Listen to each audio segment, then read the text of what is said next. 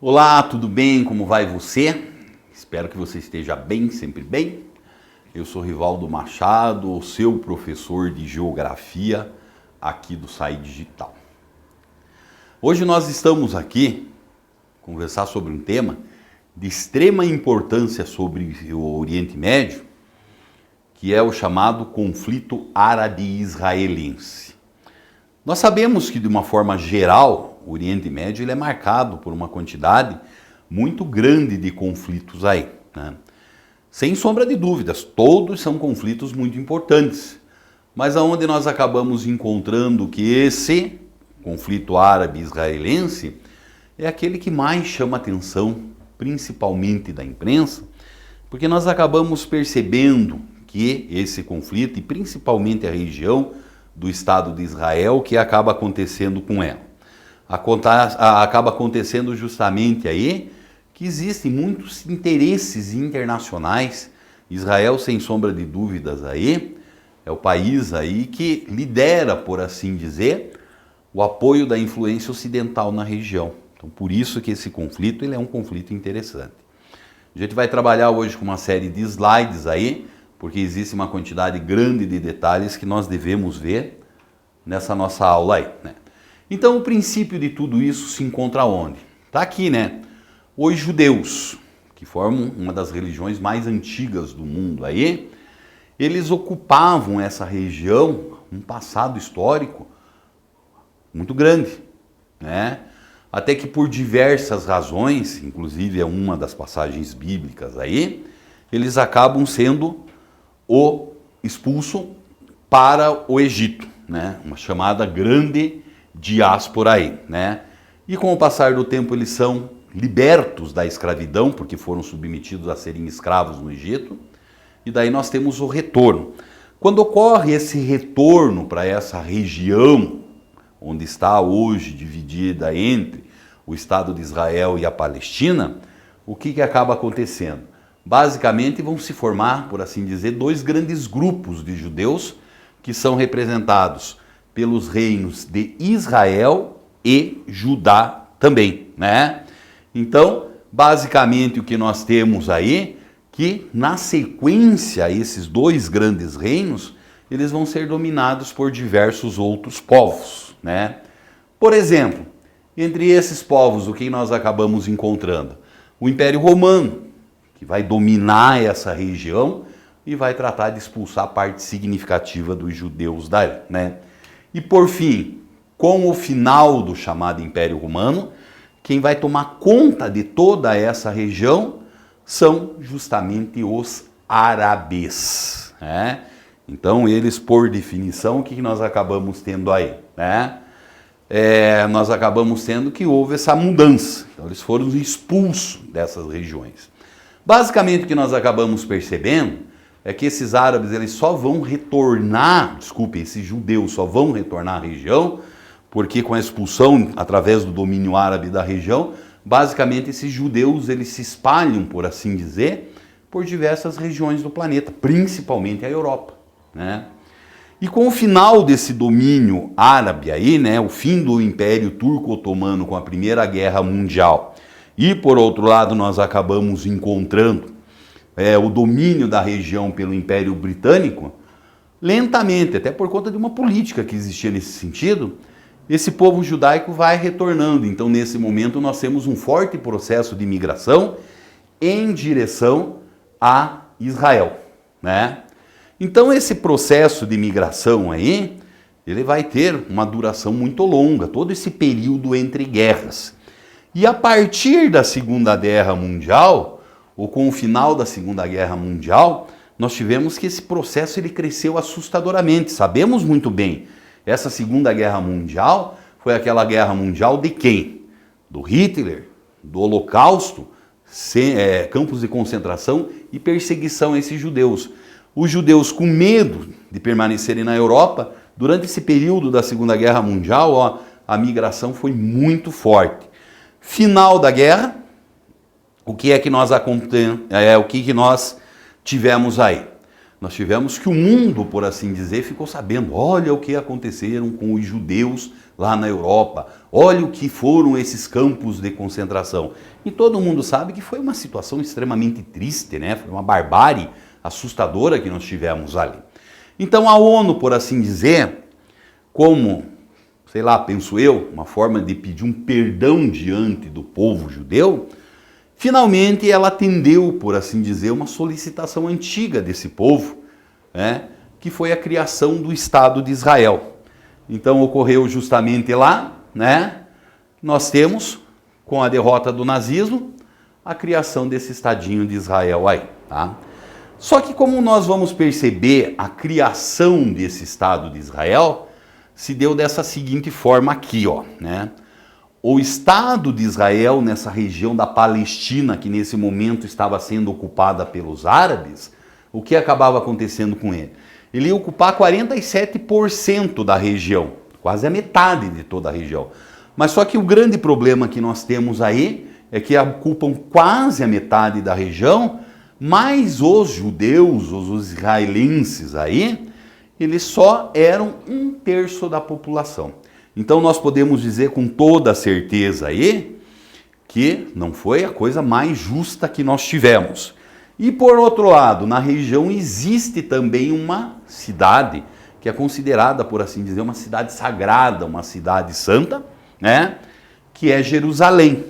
Então o que acabou acontecendo? Jerusalém é essa cidade sagrada para o judaísmo, né? Para o cristianismo e assim por diante, e também para o islamismo, ficou aí, sendo que ela virou, se transformou em uma região ou numa área internacional, que não pertencia nem a palestinos e muito menos aos israelenses, né? E nós tivemos que, por fim, que essa proposta aí, ela não foi uma coisa que agradou os palestinos, que agradou os árabes da região.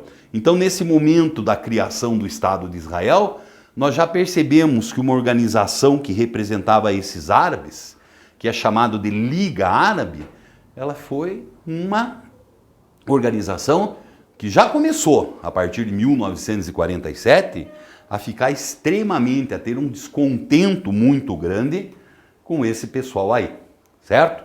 Então, o que nós temos aqui?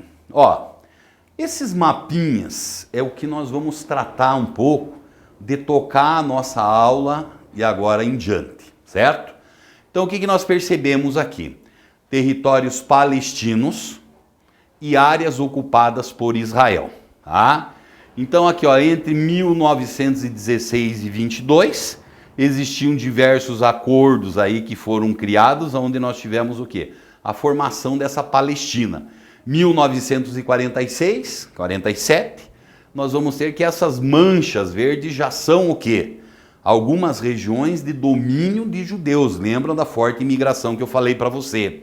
Em 47, a proposta da ONU, que deveria ser aquela oficial até os dias de hoje, onde nós temos a criação nessas regiões aí um pouco mais escuras no nosso mapa, que elas são basicamente a proposta da ONU, né?